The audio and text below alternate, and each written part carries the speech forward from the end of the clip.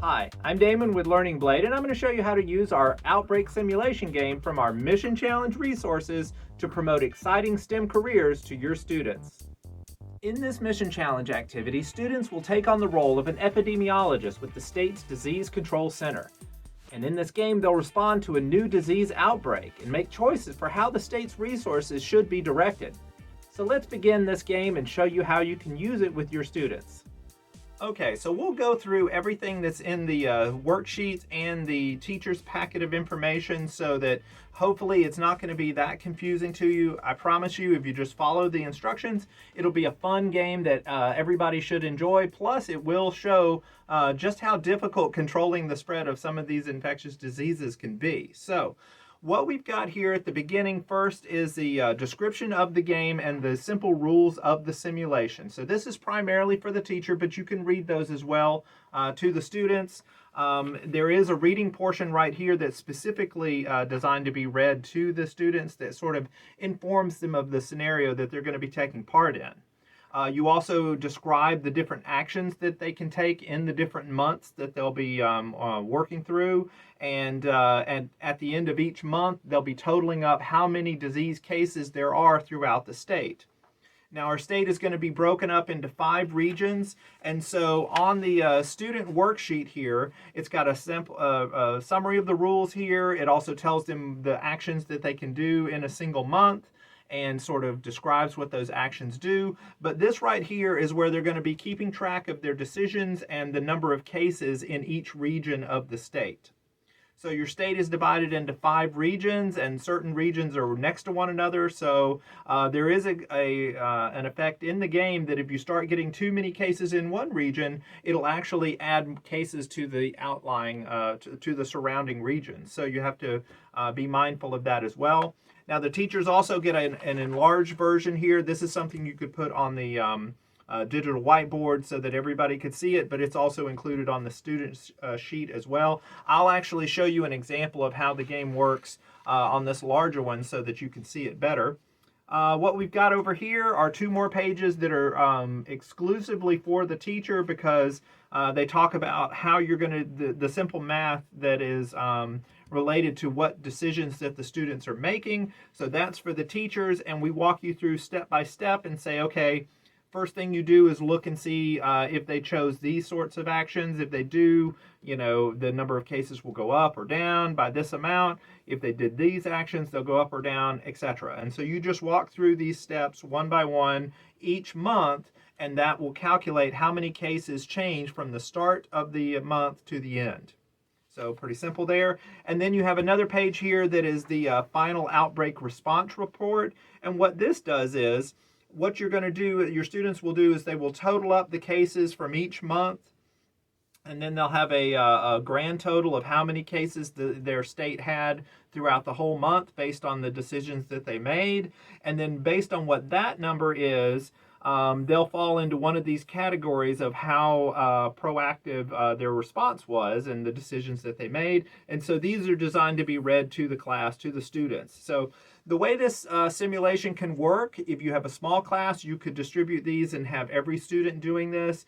Or you could subdivide your class into teams and have them sort of discuss the actions that they're going to do. Basically, you can administer it either way. It does work a little bit better if you go into teams because, frankly, you have less math to do. Although, once you get the hang of it, it's not really difficult math, and you can actually call out and just say, okay, if you did this, you know, double the number of cases or subtract 2 from the number of cases. And I'll illustrate, we'll run through a couple of months here and just show you how it goes. So what I've got here is we're going to pretend I'm a student. You can see we're starting out, we've got 2 cases in region 1, 2 cases in region 2, and then 2 cases over here in region 4. We've got 2 actions that we can do in our month. We have 1 healthcare team that we start with. So we have several actions. And one thing that's described here in the actions that you want to keep mindful of, some actions apply to every region in the state. Other actions are very specific to a certain region. Another thing to keep in mind is whenever you choose an action, you can only do one of those actions. So if I wanted to educate, for example, that's going to happen for the entire state. If I wanted to quarantine a region, that's just for this one region, and I can only do one quarantine. So I couldn't quarantine region 1 and 2 in the same month. I have to choose one or the other. So now I've only got two things that I can do. So I have to be pretty careful here. Let's see. I'm going to train in my first month, and so that'll give me another team that I can allocate. So my teams now changes to 2. Another thing I'm going to do is I'm going to deploy, which is one of my actions. So I've got teams, and I'm going to put them somewhere. And when you deploy, you send out all of your healthcare workers to any number of the regions that you want. And they'll spend the whole month there. So I'm going to send both of my healthcare people to region 4 here.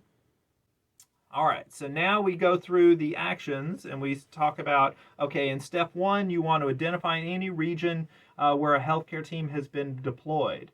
If new treatments were equipped, then you're going to subtract 2 previous cases for every healthcare worker. Well, we did not equip any new treatments, so what we're going to do instead is we subtract 1 for each healthcare team. So what that's going to do, it's going to take my 2 here and subtract 2. So now I have 0. All right, so I'm doing well there. However, in the other regions, since I didn't do anything specific to them, we go on to step 2 here, and it says identify any quarantine regions. Well, I didn't quarantine any regions, so I don't have that. Step 3, and this is what you do if you're in month 1, 2, or 3, and this is step 3 if you're in month 4, and this is step 3 if you're in month 5. All right, we're in month 1, so I'm going to do this. It's going to say now take the number of current cases, so I've got 2 here and 2 here, these didn't change, and identify if the public was educated about the disease. Nope, I was not. So because they were not educated, you're going to multiply the number of cases by 3.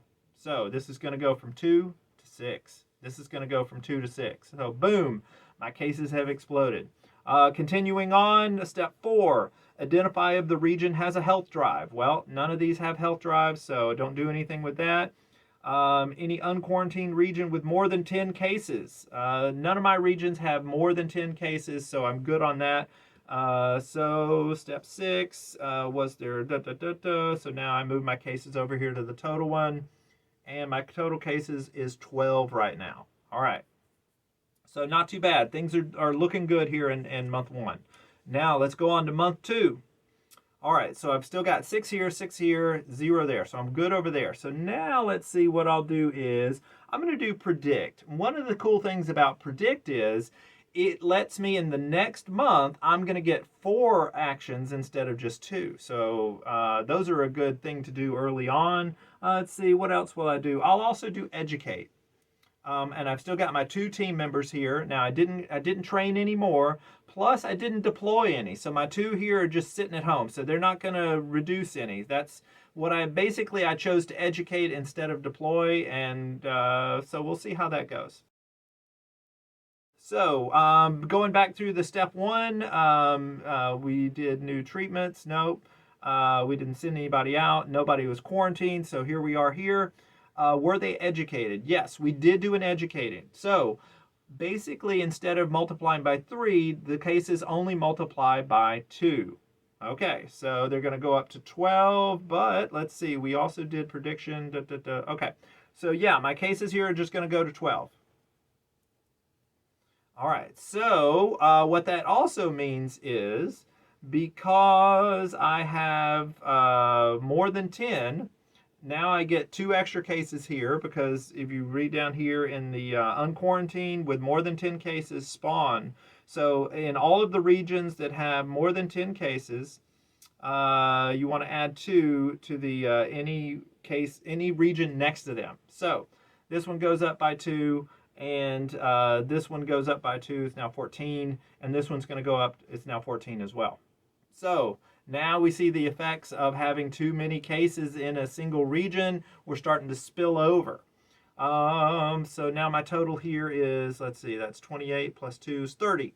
So now I have 30 cases. All right, so it's growing. But now we're into month 3. I'm going to get 4 choices because I did that prediction over there in month 2. So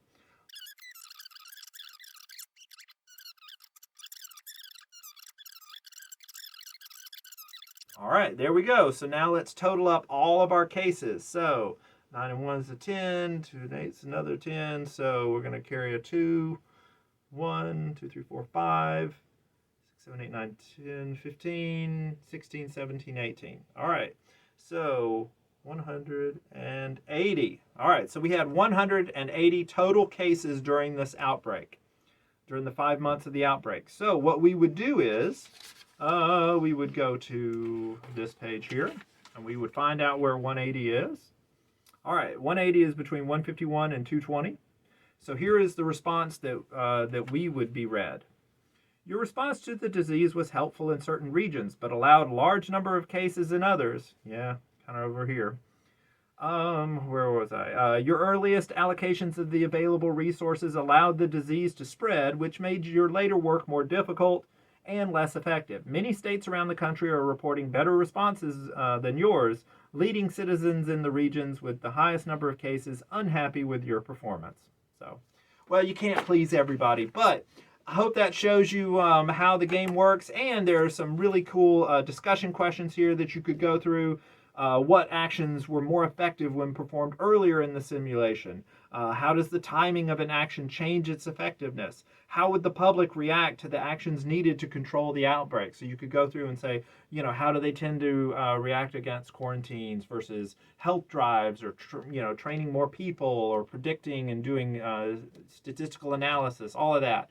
So lots of good discussions that can take place in your class, but this is a nice fun game that shows them, oh, okay, here are the numerical effects of different changes or decisions that you would make during an outbreak. Here's some numbers of the cases as they go up and then go back down, hopefully. And so it hopefully will give your students more of an appreciation of what epidemiologists and other scientists do as we try to make the world safer and control disease outbreaks.